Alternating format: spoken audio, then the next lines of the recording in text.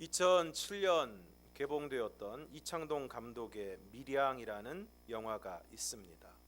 주인공 신혜는 남편이 죽고 아들과 함께 남편의 고향인 밀양으로 내려가서 살게 됩니다. 그런데 피아노 학원을 시작하고 땅을 보러 다니는 신혜가 돈이 많은 줄 알았던 아들이 다니던 웅변학원 원장이 그만 그 아들을 유괴해서 죽이게 됩니다. 남편에 이어서 아들마저 잃게 된 신혜는 절망 가운데 몸부림치다가 교회를 통해 위로를 얻게 되고 믿음을 가지게 됩니다. 그리고 어느 날 교도소를 찾아가서 자신의 아들을 죽인 그 웅변학원 원장을 용서하겠다고 이야기를 합니다. 주변의 만류를 뿌리치고 마침내 교도소에 가게 되는데, 처음 그 자신의 아들을 죽인 그 원장을 대면하게 되었을 때 주인공이 이렇게 이야기를 합니다. 얼굴이 좋네요. 생각보다. 아무리 큰 죄를 지은 죄인이라도 하나님은 건강을 주시잖아요. 그때 원장이 이렇게 대꾸를 합니다. 준이 어머니한테 우리 하나님 아버지의 이야기를 들으니 참말로 감사합니다. 저도 믿음을 가지게 됐거든요. 이 대목에서 벌써 주인공의 얼굴에 당황한 기색이 역력합니다. 그리고 말합니다. 하나님을 알게 됐다니 다행이네요. 또 원장이 이렇게 얘기를 합니다. 하나님이 이 죄 많은 놈한테 손 내밀어 주시고 그 앞에 엎드려 지은 죄를 회개하도록 하고 제 죄를 용서해 주셨습니다. 더욱 당황한 주인공이 말합니다. 하나님이 죄를 용서해 주셨다고요? 그때 그 원장이 이렇게 얘기를 합니다. 눈물로 회개하고 용서받았습니다. 이 장면에서 주인공의 아들을 죽인 원장의 얼굴은 아주 평온하고 뻔뻔합니다. 레위기에는 5대 제사가 나오는데 제일 먼저 나오는 것이 번제입니다. 소나 양을 드리는데 흠없는 수컷으로 제단 위에서 전부를 불살라 드림으로 온전한 헌신을 다짐하는 제사입니다. 다음으로 소제는 곡물을 고운 가루로 빻아서 드리는 제사인데 번제 화목제와 더불어 드리는 제사였습니다. 다음으로 화목제는 말 그대로 하나님과 인간 사이, 그리고 인간과 인간 사이의 화목과 교제를 위하여 드려지는 제사였는데 제사 후에 그 제물을 나누어 먹는 제사였습니다. 네 번째 속죄제는 하나님의 계명을 범하여 그것을 깨달았을 때 드리는 제사입니다. 그래서 신분에 따라서 수송아지에서 산비둘기, 집비둘기에 이르기까지 제물을 드리는데 그 제물에 안수함으로 자신의 죄를 그 제물에게 전가하고 그것을 죽여 피를 흘리고 제물을 태워 드림으로 죄를 사하는 것입니다. 그리고 마지막으로 속건제가 있습니다. 레위기 5장 14절에서 19절을 함께 읽겠습니다. 시작. 여호와께서 모세에게 말씀하여 이르시되 누구든지 여호와의 성물에 대하여 부지 중에 범죄하였으면 여호와께 속건제를 드리되 네가 지정한 가치를 따라 성소의 세겔로 몇 세겔 은에 상당한 흠없는 순양을 양떼 중에서 끌어다가 속건제로 드려서 성물에 대한 잘못을 보상하되 그것의 5분의 1을 더하여 제사장에게 줄 것이요 제사장은 그 속건제의 순양으로 그를 위하여 속죄한즉 그가 사함을 받으리라. 만일 누구든지 여호와의 계명 중 하나를 부지 중에 범하여도 허물이라 벌을 당할 것이니 그는 내가 지정한 가치대로 양떼 중 흠없는 순양을 속건 제물로 제사장에게로 가져갈 것이요 제사장은 그가 부지 중에 범죄한 허물을 위하여 속죄한즉 그가 사함을 받으리라. 이는 속건제니 그가 여호와 앞에 참으로 잘못을 저질렀음이니라. 먼저 속건제를 드려야 하는 경우는 여호와의 성물에 대하여 부지 중에 범죄하는 경우입니다. 15절에 나오는 여호와의 성물은 하나님의 소유물을 뜻하는 것인데 그 구체적인 내용을 레위기 27장 26절에서 33절을 통해서 한번 살펴보겠습니다. 함께 읽겠습니다. 시작. 오직 가축 중에 처음 난 것은 여호와께 드릴 첫 것이라. 소나 양은 여호와의 것이니 누구든지 그것으로는 성별하여 드리지 못할 것이며, 만일 부정한 짐승이면 그 5분의 1을 더하여 물을 것이요, 만일 무르지 아니하려면 내가 정한 값대로 팔지니라. 어떤 사람이 자기 소유 중에서 오직 여호와께 온전히 바친 모든 것은 사람이든지 가축이든지 기업에 바치든지 팔지도 못하고 무르지도 못하나니 바친 것은 다 여호와께 지극히 거룩함이며, 온전히 바쳐진 그 사람은 다시 무르지 못하나니 반드시 죽일지니라. 그리고 그 땅의 10분의 1 곧 그 땅의 곡식이나 나무의 열매는 그 10분의 1은 여호와의 것이니 여호와의 성물이라. 또 만일 어떤 사람이 그의 11조를 물으려면 그것의 5분의 1을 더할 것이요, 모든 소나 양의 11조는 목자의 지팡이 아래로 통과하는 것의 10번째 것마다 여호와의 성물이 되리라. 그 우열을 가리거나 바꾸거나 하지 말라. 바꾸면 둘 다 거룩하리니 무르지 못하리라. 말씀 그대로 가축 중에 처음 난 것, 그리고 사람이 자기 소유 중에서 여호와께 바친 모든 것, 그것이 사람이든지 가축이든지 기업에 바치든지 다 여호와의 성물이고, 그 땅의 10분의 1 곡식이나 나무의 열매 가운데 10분의 1도 여호와의 것이고 여호와의 성물이라는 것입니다. 그리고 소나 양의 11조는 목자의 지팡이 아래로 통과하는 것의 10번째마다 여호와의 성물이라는 것입니다. 어떤 농부가 소를 기르는데 그 소가 송아지를 2마리나 낳았습니다. 한 마리만 낳아도 송아지는 대단한 것인데 2마리나 낳았습니다. 이 농부가 너무 기뻐서 할렐루야를 외쳤습니다. 그래서 자기 부인에게 말하기를, 여보, 송아지가 새끼를 2마리나 낳았습니다. 우리 하나는 우리 주님의 것으로 하고 주님께 드립시다. 그래서 농부의 부인도 아멘 했습니다. 그런데 안타깝게도 얼마 후에 송아지 새끼 한 마리가 비실비실 앓더니 그만 죽어버렸습니다. 그러자 농부가 울상이 되어서 방 안에 있는 자기 아내를 향해서 이렇게 말했습니다. 여보, 큰일 났어. 뭐가 큰일 났어요? 글쎄 주님의 송아지가 죽었어. 뭘 작정했는지 알 길은 없지만 하여간 죽은 것이 주님의 송아지라는 것입니다. 그래서 하나님께서 모든 소나 양의 11조는 목자의 지팡이 아래로 통과하는 것의 10번째마다 여호와의 성물이 될 것이라고, 그리고 그 우열을 가리거나 바꾸거나 하지 말라고, 바꾸면 둘 다 거룩한 것이라고 말씀하신 것입니다. 그런데 이러한 여호와의 성물, 가축 중에 처음 난 것, 또 자기 소유 중에서 여호와께 바친 모든 것, 그리고 소나 양의 11조를 부지 중에 취하였다가, 이 가축 중에 처음 난 것 하나님의 것인데 안 드리고 가지고 있다가, 또 하나님 앞에 제가 이것을 드리겠습니다 약속했다가 서원했다가 그걸 잊어버리고 있든지, 아니면 갑자기 아까운 마음이 들어서 드리지 않고 있든지. 그리고 소나 양의 11조, 모든 것의 11조는 하나님의 것인데 그것을 드리지 않고 취하였다가 나중에 깨달으면 여호와께 속건제를 드려야 하는데, 자신이 정한 가치를 따라 성소의 세겔로 몇 세겔 은에 상당한 흠없는 순양을 양떼 중에서 끌어다가 속건제로 드려서 성물에 대한 잘못을 보상하되 그것의 5분의 1을 더하여 제사장에게 줄 것이요, 제사장은 그 속건제의 순양으로 그를 위하여 속죄한즉 그가 사함을 받을 것이라는 것입니다. 그러니까 여호와의 성물에 대하여 부지 중에 범죄하였으면 여호와께 속건제를 드리는데, 제사를 드리는 것으로 끝나는 것이 아니라 성물에 대한 잘못을 보상하되 그것의 5분의 1을 더하여 제사장에게 주라는 것입니다.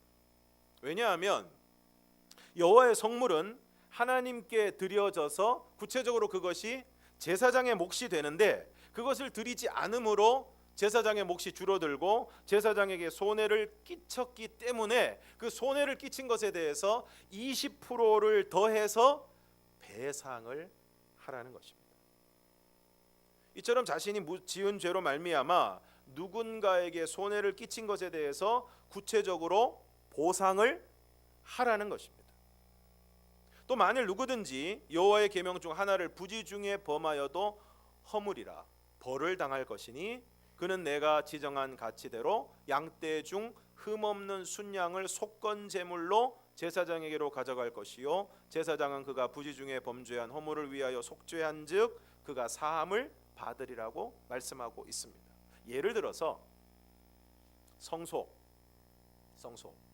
하나님 앞에 제물을 드리고 또 하나님 앞에 분향 향을 올려드리는 성소 안에 떡상이 있습니다.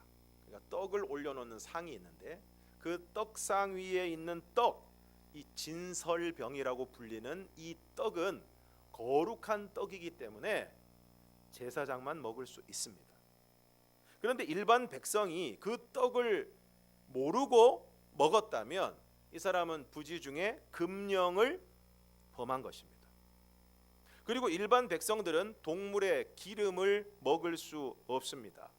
동물의 부위 중에 기름 부위는 그 동물에게 있어서 가장 좋은 것이기 때문에 가장 좋은 것은 하나님 앞에 드려져야 하는 것입니다. 그래서 가장 좋은 기름 부위는 사람이 먹지 않고 그것을 하나님 앞에 태워서 드리는 것입니다. 그런데 잘못해서 그 기름을 먹었다면 이것도 허물이 되는 것입니다. 또 화목제물의 경우 제물의 가슴 부위와 그리고 오른쪽 뒷다리가 제사장의 몫입니다. 아주 자세하게도 얘기를 했습니다. 오른쪽 뒷다리. 근데 계명을 잘 알지 못해서 혹은 착각을 해서 오른편 뒷다리를 드려야 되는데 예를 들어서 왼쪽 뒷다리를 제사장에게 주고 오른편 뒷다리를 내가 먹었다. 그러면 이것도 성물에 대한 금령을 어긴 것입니다. 이런 경우에 자신이 지정한 가치대로 양떼 중에서 흠없는 순양으로 속건제를 드려야 하는 것입니다. 그리고 오늘 읽은 본문에 보면 다음의 경우에도 속건제를 드려야 하는 것입니다. 6장 1절에서 7절을 다시 한번 읽겠습니다. 시작. 여호와께서 이르시되 누구든지 여호와께 신실하지 못하여 범죄하되 곧 이웃이 맡긴 물건이나 전당물을 속이거나 도둑질하거나 착취하고도 사실을 부인하거나 남의 잃은 물건을 줍고도 사실을 부인하여 거짓 맹세하는 등 사람이 이 모든 일 중에 하나라도 행하여 범죄하면 이는 죄를 범하였고 죄가 있는 자니 그 훔친 것이나 착취한 것이나 맡은 것이나 잃은 물건을 주운 것이나 그 거짓 맹세한 모든 물건을 돌려보내되 곧 그 본래 물건의 5분의 1을 더하여 돌려보낼 것이니 그 죄가 드러나는 날에 그 임자에게 줄 것이요 그는 또 그 속건 제물을 여호와께 가져갈지니 곧 내가 지정한 가치대로 양떼 중 흠없는 순양을 속건 제물을 위하여 제사장에게로 끌고 갈 것이요 제사장은 여호와 앞에서 그를 위하여 속죄한즉 그는 무슨 허물이든지 사함을 받으리라. 이웃에게 물건을 맡겼는데 좀 맡아달라고 물건을 맡겼는데 혹은 전당물, 그러니까 물건을 맡기고 돈을 빌려가는 전당물, 그걸 맡겼는데 이걸 잘 맡아가지고 있다가 나중에 돌려주든지 아니면 전당물이면 그 전당물에 해당하는 돈을 다시 갚았을 때 그 물건을 돌려주어야 되는데 어떤 형태로든지 그것에 대해서 속이거나 뭐 잃어버렸다고 하거나 없다고 하거나 못 주겠다고 하거나 혹은 아예 도둑질을 하거나 착취하거나, 여기서 착취했다는 것은 힘으로 그 사람을 위협해서 그 사람의 것을 빼앗았다는 것입니다. 빼앗았다거나. 근데 문제는 이것 자체도 아주 중대한 범죄인데 그렇게 해놓고도 그렇게 하지 않았다고 사실을 부인하는 것입니다. 사실을 부인하는 것입니다. 분명히 물건을 가져가서 잃어버리지도 않고 자기가 가지고 있는데 잃어버렸다고 얘기하고 없어졌다고 이야기하고 또 자신의 물건을 뻔히 도둑질했는데 전혀 그런 사실이 없다고 부인을 하게 될 때, 또 남의 물건을 줍고도 사실을 부인하거나 거짓 맹세하는 등 사람이 이 모든 일 중에 하나라도 행하여 범죄하면 이는 죄를 범하였고 죄가 있는 자니 그 모든 물건을 돌려보내되 그 본래 물건의 5분의 1을 더하여 돌려보내라는 것입니다. 어떤 사람이 자신의 아이들과 함께 아침에 식당에 가서 밥을 먹었는데 신나게 밥을 먹고 돌아오는데 아이 중 하나가 휴대폰을 식당에 놓고 온 것 같다. 그래서 금방 찾으러 갔습니다. 금방 찾으러 갔는데 없는 것입니다. 그 앉았던 자리에 분명히 식탁에 있든지 아니면은 거기에 있는 일하시는 분들이 챙겼으면 카운터에 있든지 해야 되는데 없는 것입니다. 그래서 그 식당 안에 있는 CCTV를 돌려봤더니 어떤 아저씨가 식탁에 놓여있던 휴대폰, 좀 전에 장면에서 식탁에 분명히 휴대폰이 놓여져 있었는데 그 아저씨가 그 식탁 옆으로 이렇게 슬금슬금 가더니 주변을 이렇게 살피더니 딱 집어서 자신의 주머니에 딱 넣는 것입니다. 이 더 기가 막힌 것은 아이들이 그 식당에 휴대폰을 찾으러 갔을 때 그 아저씨를 만났다는 것입니다. 그래서 그 아저씨한테 물었다는 거예요. 혹시 휴대폰 보지 못했느냐? 그랬더니 그 아저씨가 아주 천연두스럽게 못 봤다고 이야기를 했다는 것입니다. 이런 경우를 우리는 전문 용어로 오리발이라고 이야기를 합니다. 분명히 이웃이 맡긴 물건이나 전당물에 대해서 속이거나 도둑질하거나 위협해서 그것을 빼앗았음에도 불구하고 오리발을 내미는 것입니다. 그리고 남의 물건을 줍고도 또 오리발을 내미는 것입니다. 이러한 행동에 대해서 성경은 무엇이라고 말씀하고 있습니까? 이는 죄를 범하였고 죄가 있는 자니. 죄를 범했다는 것입니다. 죄인이라는 것입니다. 그래서 어떻게 해야 합니까? 그 훔친 것이나 착취한 것이나 맡은 것이나 이런 물건을 주운 것이나 그 거짓 맹세한 모든 물건을 돌려보내되 곧 그 본래 물건의 5분의 1을 더하여 돌려보낼 것이니 그 죄가 드러나는 날에 그 임자에게 줄 것이요. 그러므로 자신의 죄로 인해 손해를 끼친 것에 대해서 구체적인 보상을 하라는 것입니다. 그리고 속건 제물을 드려 죄를 속하라는 것입니다. 손해를 끼친 사람에게 그 물건의 5분의 1을 더하여 구체적으로 배상하고 그리고 하나님께 제물을 드려 죄를 속하라는 것입니다. 사랑하는 성도 여러분, 오늘 우리의 잘못으로 인해 다른 사람에게 손해를 끼친 것이 있지 않습니까? 그리고 그 당시에 그 순간에 너무 당황해서 오리발을 내미시지는 않았습니까?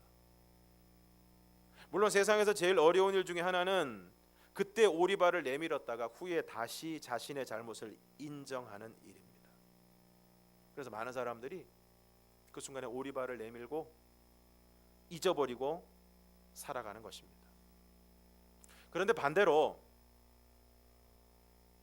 어떤 사람이 나를 속이고 나의 물건을 도둑질하고 빼앗았는데 명백하게 그런 일이 있었는데 그것을 부인하고 내 물건을 주었음에도 불구하고 입을 쓱 닦아버렸다면 어떠시겠습니까? 좀 전에 만난 아저씨가 혹시 휴대폰을 보지 못했느냐고 물었을 때 전혀 모르겠다는 표정을 지었던 바로 그 아저씨가 CCTV에서 휴대폰을 훔치는 모습을 본 사람의 심정이 어땠겠습니까? 자신의 아이를 죽인 범인이 미안한 마음이 전혀 느껴지지 않는 얼굴로 나와서 자신의 하나님께 용서를 받았다고 너무나 평안하게 이야기하는 모습을 한번 생각해 보시기 바랍니다.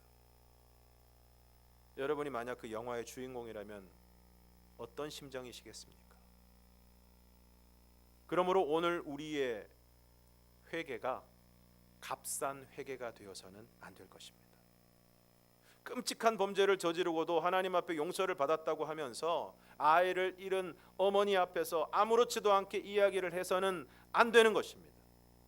하나님의 것을 자기 마음대로 취하고 잘못 사용했음에도 불구하고 아무런 죄책감을 가지지 않는 모습이어서는 안 되는 것입니다. 하나님의 것은 하나님에게 드려야 하고 온전히 드려야 하는 것입니다. 지난 시간에 말씀드린 것처럼 수많은 비리를 저지르고도 예배 시간에 와서 회개 기도 시간에 아멘하고 헌금을 두둑히 내었다고 해서 그 사람의 죄 문제가 해결된 것이 아니라는 것입니다. 그래서 회개에는 세 가지 요소가 필요하다고 합니다. 흔히 회개의 3R이라고 부르는데 첫째가 repentance, 회개가 있어야 되고, 둘째는 restitution, 보상 혹은 배상이 있어야 하고, 그리고 셋째가 reformation, 개혁이 있어야 한다는 것입니다. 여기서 repentance, 회개는 눈물로 자신의 잘못을 뉘우치는 것인데, 핵심은 눈물을 흘렸느냐 안 흘렸느냐 그게 아니고 그 죄가 죄인 줄 알고, 그리고 그 죄에 대해서 정말 아파하는 마음을 가지는 것이 핵심입니다. 왜 우리가 자꾸 죄를 짓습니까? 지겨우시겠지만 무단횡단 하지 마시라고 몇 번 말씀드려도 계속 하는 이유가 뭡니까? 이게 무슨 죄야? 바쁘면 건너가는 거지. 꼭 거기로만 가야 돼? 이게 무슨 죄야? 우리나라는 참 신기한 것 중에 하나가, 우리가 잘 아는 내로남불이라는 얘기가 있죠. 다른 사람이 하면 죄고 내가 하면 죄가 아닙니다. 다른 사람이 하면 몹쓸 인간이고 내가 하면 어쩔 수 없는 거예요.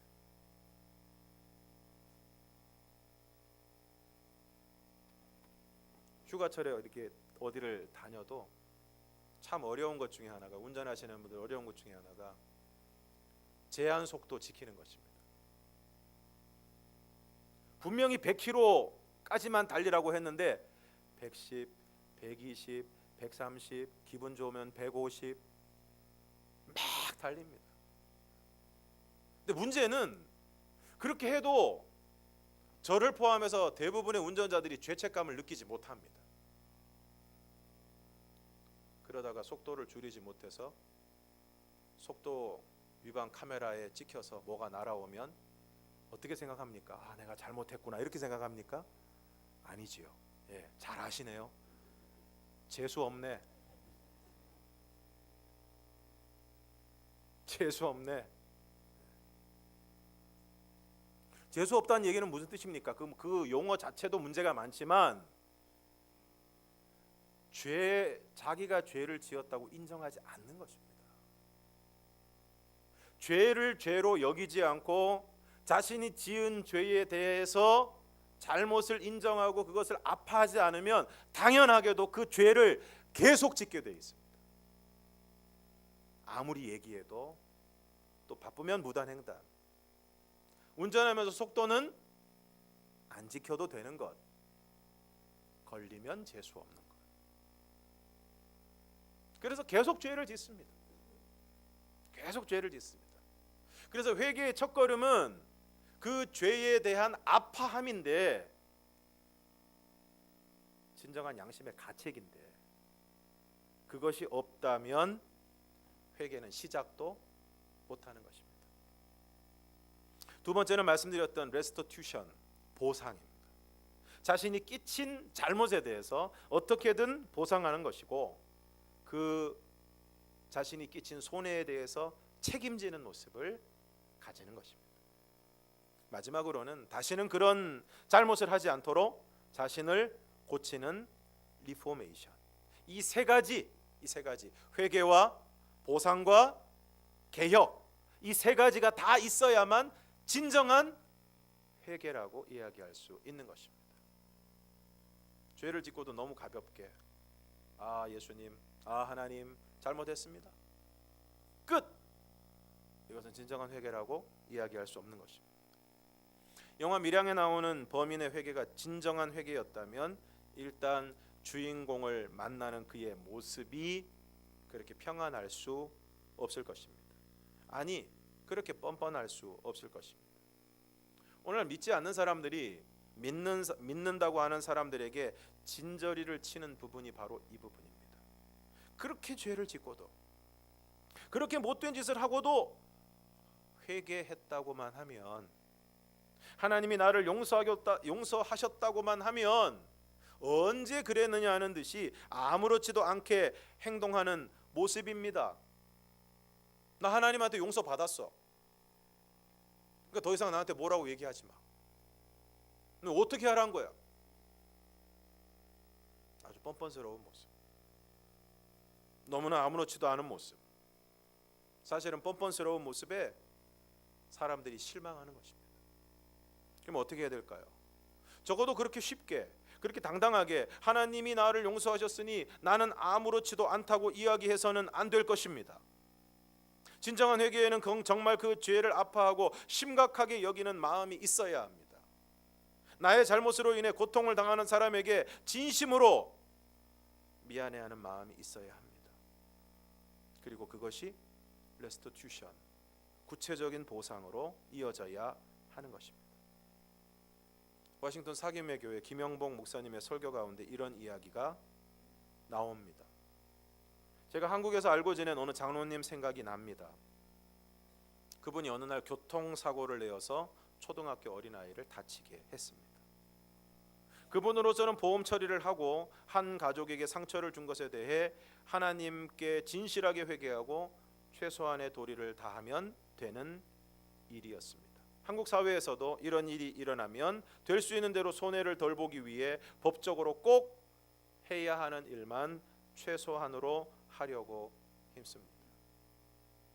저도 어딘가에서 이런 이야기를 들었습니다.